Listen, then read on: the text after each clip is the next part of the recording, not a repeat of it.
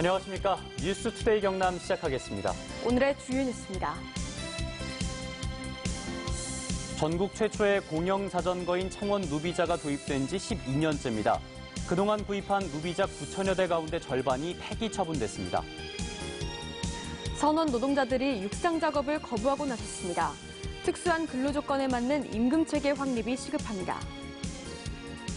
우면허 30대가 훔친 차를 몰고 경찰과 추격전을 벌이다 차량 8대를 들이받았습니다. 이 30대는 2년 전에도 같은 범죄를 저질렀습니다. 창원의 올해 1분기 수출 실적이 40억 달러 아래로 떨어졌습니다. 최대 교역국은 중국에서 미국으로 바뀌었습니다. 정교한 수출 전략이 필요합니다. 창원시가 전국 최초로 공영 자전거 누비자를 도입한 지 10년이 넘었습니다. MBC 경남 탐사기획팀은 공영자전거의 운영 실태를 점검하는 기획 뉴스를 마련했습니다. 오늘은 그 첫 순서로 12년 동안 구입한 공영자전거의 절반 가까이가 폐기 처분된 실태를 정영민 기자가 취재했습니다. 공영자전거 누비자를 정비하고 관리하는 창원시 누비자 중앙센터. 고장난 자전거를 실은 차량이 센터로 들어옵니다. 수리 입고 시스템을 거쳐 곧바로 정비실로 보내집니다. 정비 결과 바퀴살은 부러졌고 야간 등은 작동이 안 됩니다. 돌출구이란 임대 사람들이 세게 달리면서 넘어갔다든지 안 그러면 뭐 계단이나 어디 임대 딱 부딪히다든지 순간적으로. 자동차와 부딪혀 고장난 누비자 수십 대도 정비를 기다리고 있습니다. 바퀴는 구부러졌고 보호덮개는 부서져 성한데가 없습니다. 차고 부딪혀가지고 이거 보시면 이제 다 뒤 커버가 다 부서졌거든요. 하고 뒤에 휠하고 부서진 부분을 전체적으로 점검을 한 다음에 센터 밖에는 누비자 바퀴와 타이어, 프레임이 분리된 채 한가득 쌓여 있습니다. 부품을 바꿔도 쓸 수 없어 폐기 처분한 것들입니다. 지난 2008년 공영자전거 누비자를 전국에서 처음 도입한 창원시가 최근까지 구입한 자전거는 모두 8천여 대. 하지만 이 가운데 절반 가까운 4,500여 대가 폐기돼 남은 건 4천여 대뿐입니다. 내구 연한이 지난 것도 있지만 대부분 개인 부주의나 사고로 폐기된 것들입니다. 자기 것도 아니니까 신경 안 써서 그런 게 아닐까 싶기도 하고 좀 더 누비자를 사용한다면 그거에 대해서 인식을 좀 바꿔야 될 것 같긴 하거든요. 벨도 조금 이상하고 확실히 이것도 가끔씩 안 되는 것들은 고정이 제대로 안 되고 확 내려갈 때도 있고 체인도 걸려서 자꾸 걸려가지고 타기도 힘들 때도 많습니다. 되게. 누비자 한 대 가격이 50만 원인 걸 감안해 지난 12년 동안 폐기한 자전거를 비용으로 계산하면 200억 원이 넘습니다. 창원시는 올해 누비자 500여 대를 폐기하고 600대를 구입하기로 했습니다. MBC 뉴스 정영민입니다. 선원 노동자들이 임금과 처우의 개선을 요구하며 육상 작업을 거부하고 나섰습니다. 특수한 근로 조건에 맞는 임금 체계 확립이 시급한 실정입니다. 김태석 기자가 보도합니다. 쌍끌이 저인망 어선에서 일하는 사천 선원지회 조합원들이 육상 작업을 거부하고 나섰습니다.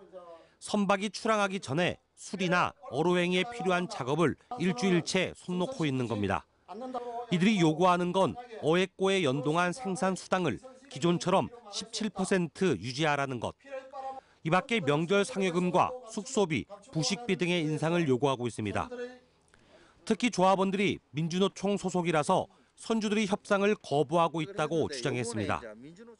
선주들이 지금 단합을 해서 그 하선한 선장들을 계약을 하면은 각 선사들에게 벌금 1억씩을 물기로 하는 그 공증까지 받았다고 합니다. 이에 대해 선주 측은 민주노총 소속 선원을 승선하지 않겠다는 것은 사실이 아니며 하선과 동시에 근로계약이 해지됐기 때문에 재계약을 맺으면 협상할 수 있다고 밝혔습니다. 50억 미만으로 매출을 올렸을 때는 15%를 주고 그다음에 55억 이상을 올렸을 때는 17%를 주마. 하지만 공휴일과 밤낮이 따로 없는 근로 조건에다 이에 따른 기본급, 수당, 성과급의 체계가 명확하지 않아 이런 마찰은 이어질 수밖에 없습니다. 개별 근로계약을 통해서 그 선주들하고의 관계는 있지만 노동조합과의 관계는 이건 계속적으로 유지되고 있는 것이죠. 선원 노동자들은 요구안이 수용될 때까지 육상 작업을 전면 거부하고 선주들을 규탄하는 집회도 열 계획입니다. MBC 뉴스 김태석입니다.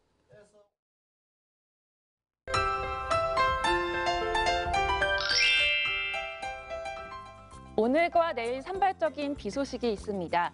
오늘 오후부터 밤사이 일부 경남 내륙에 빗방울이 떨어지겠는데요. 내일도 오후부터 밤사이 밀양, 거창, 합천 등 내륙을 중심으로 소나기가 내리겠습니다. 이때 돌풍과 함께 천둥번개가 치는 곳이 있어 안전사고에 각별히 유의하시길 바랍니다. 오늘은 낮 기온이 30도를 넘는 곳이 있어 어제보다 덥습니다. 창녕의 경우 아침 기온이 17도에서 시작하지만 낮에는 31도까지 오르겠는데요. 창원의 낮 기온은 27도, 진주는 28도까지 오르겠습니다. 위성 영상 보시면 오늘 가끔 구름 많다가 오후부터 산발적으로 빗방울이 떨어지겠습니다. 오늘은 기온이 어제보다 1, 2도 높겠습니다. 아침 기온부터 보시면 밀양이 17도, 창원 18도에서 시작하는데요. 낮에는 밀양 30도, 양산 29도까지 오르겠습니다. 서부 지역 보시면 거창 15도, 진주 17도에서 시작합니다. 낮에는 거창 29도, 합천 31도까지 오르겠습니다. 바다의 물결은 최고 4m까지 매우 높게 일겠습니다. 동해남부 전해상에는 풍랑주의보가 발효 중입니다. 내일 소나기가 내린 뒤 맑은 날씨가 이어지다가 토요일에 한 차례 더 비 소식이 있겠습니다. 날씨 정보였습니다. 운전면허도 없이 동료의 차를 훔쳐 달아난 30대가 경찰과 추격전을 벌이다 차량 8대를 들이받고 붙잡혔습니다. 이 30대는 2년 전에도 똑같은 이유로 경찰에 붙잡혀 1년 6개월의 실형을 살고 나왔습니다. 서창우 기자입니다. 한 승용차가 흰색 승합차를 들이받고는 빠른 속도로 내달립니다. 골목길로 들어왔는데도 경찰차가 계속 따라오자 더 속도를 냅니다. 잠시 뒤 앞쪽에 있는 승합차 2대를 한꺼번에 들이받더니 그대로 뚫고 지나갑니다. 위험천만한 골목길 질주는 차량 넉 대를 더 들이받고서야 끝났습니다. 지나갈 수 없는 상황인데 제 차를 뒤를 꽝 박아갖고 밀어내고 또 옆에 봉고차도 밀어내고 그래갖고 그냥 확 아주 전속력으로 그냥 나갔거든요. 추격전이 벌어진 건 지난 10일 오후. 34살 김모 씨는 경찰의 추격을 피해 창원 시내 4km를 좌충우돌하며 달아났습니다. 김 씨는 도주로가 막히자 이곳에 차를 버리고 바로 뒤편 주택 골목길로 도망갔다 경찰에 1시간 반 만에 붙잡혔습니다. 김 씨의 질주로 운전자 3명이 부상을 입고 차량 8대가 부서졌습니다. 경찰에 따르면 김 씨는 지난 12일 전남 나주의 한 아파트 신축 공사 현장에서 함께 일하던 동료의 차량을 훔쳤고 그 길로 경남까지 260km를 도주했습니다. 운전면허도 없던 김 씨는 경찰 단속을 피하기 위해 고속도로 대신 국도로 이동했지만 결국 창원에서 덜미가 잡혔습니다. 기분이 나쁘다, 집에 가고 싶다는 이유로 차량을 훔쳤고 자기 본가가 저 김해 진영 쪽인데 집에 가기 위해서 이렇게 통과를 하지 않았나. 경찰은 김 씨가 2017년에도 차량을 훔쳐 달아나다 붙잡혀 1년 6개월을 복역한 바 있다며 김 씨를 다시 구속했습니다. MBC 뉴스 서창우입니다. 창원의 올해 1분기 수출 실적이 바닥 수준으로 떨어졌습니다. 최대 수출국이 중국에서 미국으로 바뀌면서 수출업체마다 정교한 전략이 필요합니다. 보도에 장현 기자입니다. 창원의 올해 1분기 수출 실적은 37억 3,800만 달러를 기록했습니다. 1분기 수출액이 40억 달러 이하로 떨어진 건 2006년 이후 처음입니다. 창원의 최대 수출품은 자동차 부품인데 중국 내 한국 자동차 업체의 가동률이 급감했기 때문입니다. 최대 교역 국가는 중국에서 미국으로 바뀌었습니다. 대미국 수출은 9억 6,727만 달러, 수입은 2억 4,573만 달러로 7억 2,153만 달러 무역 수지 흑자를 기록했습니다. 그나마 다행스러운 건 고용 지표가 다소 회복돼 창원의 제조업과 수출이 바닥을 쳤다는 분석입니다. 올 1분기 고용 동향이 전년 동기에 비해서 3.0% 증가를 했고요. 전반적으로 대규모 기업을 중심으로 하락세가 좀 진정된 것으로 보입니다. 투자 여건이 어렵다는 수출업체들은 여전히 많지만 미중 갈등으로 인한 통상 환경이 안정되면 수출 실적은 회복될 전망입니다. 코트라 대한무역투자진흥공사는 1:1 맞춤과 산업별 협력, 이른바 투트랙 전략을 마련했습니다. 창원의 한 조선 기자재 업체와 일본 업체를 1:1로 연결해 매월 10만 달러 수출 계약을 성사시켰습니다. 과거에 무역 전문 인력으로 일을 하시다가 퇴직하신 분들을 저희가 채용해서 한 번도 수출을 해보지 않은 기업들을 대상으로 지원을 하고 있고요. 11개 방산업체는 수출 협의회를 통해 인도네시아 수출을 준비하고 있습니다. 최대 교역국이 뒤바뀌고 주력 산업까지 급변하는 대혼란 상황에서 수출 실적을 회복하려면 지금까지와는 다른 정교한 전략이 필요해 보입니다. MBC 뉴스 장영입니다. 현재 경남에선 인구 105만 명의 창원시가 특례시 지정을 추진하고 있는데요. 비수도권의 경우에는 인구 100만을 넘기기 힘든 만큼 인구 50만 명 이상만 되면 특례시로 지정해야 한다 하는 움직임이 나타나고 있습니다. 그래서 인구 54만의 김해시도 특례시가 될 수 있을지 주목됩니다. 이 소식은 신은정 기자가 보도합니다. 기초자치단체의 지위를 유지하지만 광역시와 비슷한 행재정적 자치 권한이 부여되는 특례시. 현재 정부가 제출한 지방자치법 전부 개정안엔 인구 100만 이상의 도시 기준으로 창원과 경기, 수원, 고양, 용인 등 4곳입니다. 비수도권은 창원 단 한 곳으로 정부안이 수도권 편중을 가속화한다는 비판을 받고 있습니다. 때문에 수도권은 인구 100만, 비수도권은 인구 50만을 기준으로 특례시 기준을 완화해야 한다는 개정안이 발의됐습니다. 이 경우 경남에선 창원에 이어 인구 54만의 김해시도 특례시로 지정돼 120억 원의 세수 증대 효과를 볼 것으로 기대됩니다. 예산도 조금 늘고요.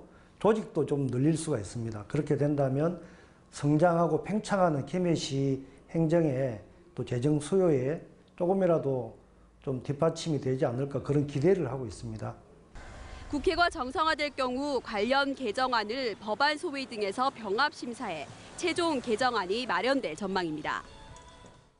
오는 19일 국회에서 특례시 추진을 위한 토론회를 시작으로 본격적인 공론화 작업이 진행될 예정이어서 김해 특례시 추진이 성과를 거둘 수 있을지 주목됩니다. MBC 뉴스 신은정입니다. 한국인의 기상 여기서 발원되다. 국립공원 1호 지리산의 정상 천왕봉 표시석에 있는 문구입니다. 그런데 현재 한국인의 기상이라고 적혀 있는 이 천왕봉 표시석의 문구가 1987년 이전까지는 경남인의 기상으로 적혀 있었습니다. 다시 보는 경남에서 이 천왕봉 표시석에 얽힌 얘기를 확인해 보시죠.